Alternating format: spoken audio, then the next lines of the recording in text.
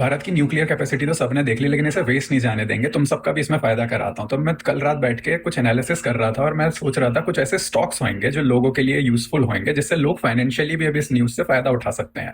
तो थोड़ा सा इस प्रोग्राम के बारे में जानते हैं कि क्या है। तो ये 3 स्टेजेस जो होते हैं न्यूक्लियर के, उसमें सबसे पहले स्टेज में 22 रिएक्टर्स डिप्लॉय करे थे भारत ने, जिनसे इलेक्ट्रिसिटी और प्लूटोनियम बनता था। सेकंड स्टेजर्स जो है वो फास्ट ब्रीडर्स हैं।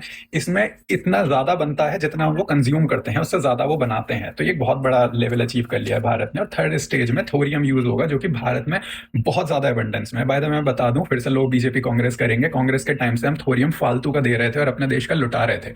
ठीक है, अब आते हैं मेन चीजों पे। अब ये हमें सबको समझ में आ गया है, भारत अब कैसे एक सुपर पावर बन जाएगा, जो 700 से लगभग 1000 साल तक की पूरी बिजली का सारा खेल उसमें समझ लेगा।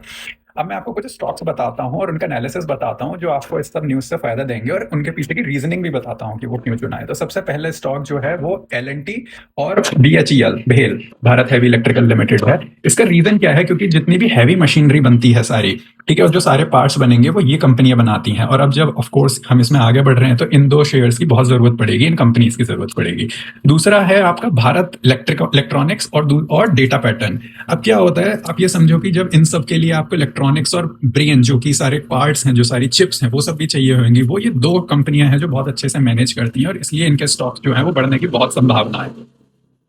तीसरा मैं बोल रहा हूं कि आपके पास HAL और पारस डिफेंस। अब इसका रीजन ये है कि कुछ बहुत ऐसे स्पेसिफिक पार्ट होते हैं जो न्यूक्लियर में यूज होंगे, वो ये ही बना पाएंगे, और सिक्योरिटी ग्रेड इंजीनियरिंग चाहिए होगी इसमें, ठीक है, वो ये 2 कंपनियां प्रोड्यूस करेंगी, इसलिए ये स्टॉक्स बहुत भागेंगे। और फिर लास्ट में जो आता है वो एमटार टेक्नोलॉजी, क्योंकि न्यूक्लियर के बहुत प्रिसीजन पार्ट्स चाहिए होते हैं, जो बहुत सारी आपकी हैवी मशीनरी बन गई, बहुत सारी आपकी कुछ ऐसे पार्ट्स बन गए जो अलग अलग चाहिए, लेकिन कुछ होते हैं बहुत स्पेसिफिक और बहुत प्रिसीजन पार्ट, जो कि एमटार बताता है।